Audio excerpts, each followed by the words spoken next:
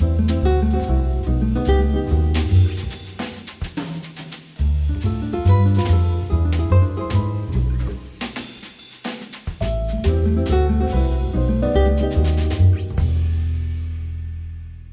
everyone, Lisel Crowley here at the Cool Tool Studio. Today I'm going to show you how to make a great little pendant and earring set that's completely reversible, and it's very fast and easy to make using the following tools. Well, first let me show you what we're going to make.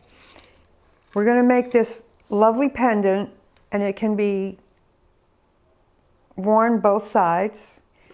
It's a fold over pendant and matching earrings. And these are also reversible. To make this project, we're going to need the following things. We need some easy 960 sterling silver clay. This is great for this project because of the fold over nature of it. It's nice and strong. We're going to use any two textures of choice. What's important is that they be the same depth. You want the textures to be the same depth because we're going to roll both textures simultaneously, and we don't want an uneven finished product. We're going to use these bale templates. These work great for any fold-over project. There's quite a few to choose from, but these are the two I'm going to use for today's project. We also need your basic metal clay tools, thickness frames, a tough card. You want to work on a clay board. I love this new big roller for rolling out the clay. It's fantastic. The clay pick. You want cool slip for lubricating your textures. And for assembling, we'll need pliers, and I love these Lindstrom pliers for that. Something called the Jump Ring Genie. If you don't know what this is, it's a fantastic little tool for opening and closing jump rings, and I'll show you how to use it later. And ear wires, jump rings, and a chain. Let's get started. And the first thing I'm going to do is roll out my clay to the 4-card thick frame. And this is easy 960 clay. This is a great clay for this project because you're making a fold-over pendant, you want it to be nice and strong, and the sterling clay is very strong post-firing. So I'm going to roll my clay out 4 cards thick, and I want a long, narrow piece. I'm not trying to get a wide piece. Now the trick for this is to texture both sides at the same time. And to do that, I'm just going to lay my textures side by side like this. Remember, they've already been lubed. I'm going to lay my clay on it so it's centered over the two textures. And then I'm going to put my 2 cards thick frame on the textures and roll with one firm, even swipe. Now I'm going to flop these over. Flop is a technical term. And remove my textures.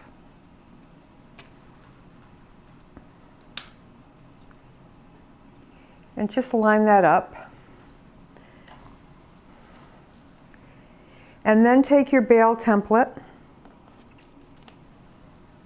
And you just want to make sure that that ridge is in the center. And you can sort of audition the texture as to where you want to cut. This texture has a lovely flower in it, so I want to make sure I get some of the flower in the design. You want to anchor your template nicely, and using the Ultra Clay Pick, you want to cut very carefully around the profile of the texture. You remove your excess clay.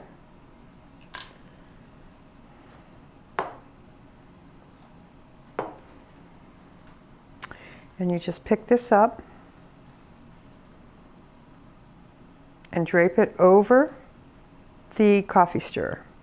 Lay it down, and now you just take a water brush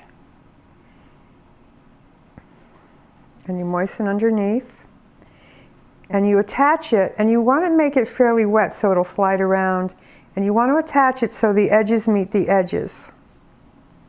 And there you have the pendant already done. It's basically reversible. On this side you see the flowers. On this side you see the more linear pattern. You've got the hanging loop already made. All you have to do is sand it, fire it, finish it and throw a chain or a cord on it, and you've got a finished pendant. I'm going to set this aside to dry, and I'll quickly show you how to make the earrings. So for the earrings, I'm going to use the same 2 textures. I'm just going to use a smaller bale template.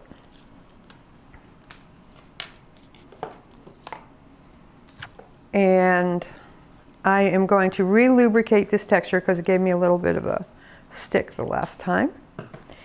I use Cool Slip to lubricate. It's a fantastic lubricant for textures. I like to put plenty on and then wipe away the excess. I'm also going to re-lubricate this one just to be on the safe side.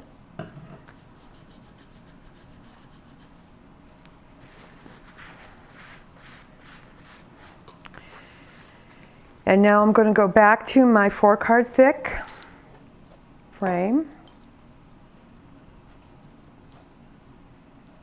Roll the clay out. And again, I want a narrow strip.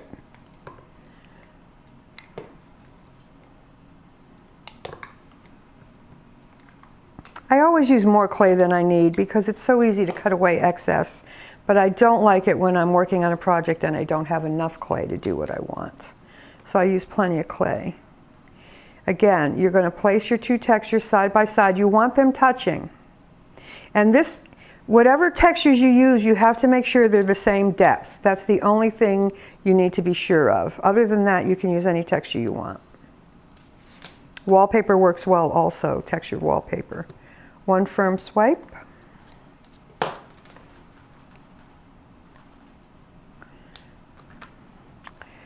And you want to, I like to line it up this way so that I can see what I'm cutting. And then you come in with your bale template and you cut, this time I'm going to cut 2.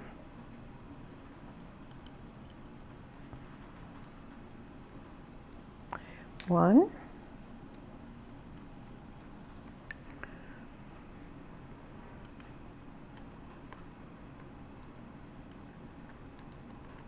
And these will make a delicate little pair of earrings, but they will nicely match the pendant.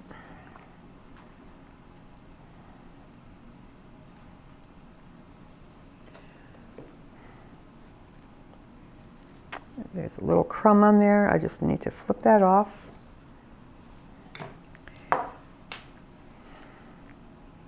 And just as we did with the pendant, we're going to flip these over. In this case, I'm using a toothpick. It's not as crucial that it be wide for the earrings, because what we're going to do is after they're fired, we'll put a jump ring through them and then attach ear wires to them. Take the water, wet generously, and just make sure the edges line up. That's all you got to do.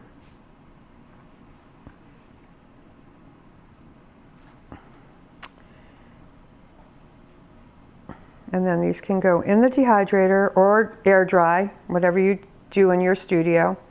And after they're dry, they'll be sanded. After they're fired, we'll attach a jump ring and ear wires, and we'll have a lovely little pair of earrings. So here's my pieces. They've been fired, polished, and patinaed. And you can see it looks like this on one side and like this on the other. So you've got a beautiful reversible pendant. And I've strung it on this lovely sterling silver omega. And I've also set one of my earrings by putting a jump ring through it and attaching it to this lovely ear wire. I'm going to show you how I did that. But I want to point out that it's really easy to switch the orientation of this if you want one design forward or one design or the other design forward. You just simply twist to the side, pull it off, flip it around, and then twist it back. So when you're deciding to wear your pendant, which side, one side or the other, you can make your earrings match. But to set the earring, what you want to do is have an open jump ring, and I like an 18 gauge or thicker for this. And this looks to be about a 6 millimeter. And I love this jump ring genie. It's fantastic for opening jump rings. You just set your jump ring in there and twist. I also love these Lindstrom pliers. If you can treat yourself to Lindstrom, they're the best pliers. I love them. And I'm just going to put my earring through the jump jump ring. Just going to open it up a little more.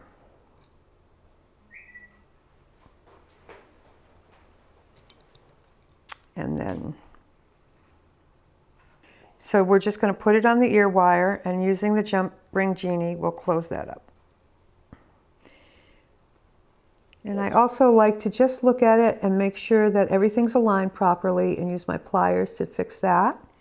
And there we have the 2 earrings and the pendant. Visit our Learning Center at cooltools.us for more cool jewelry making videos.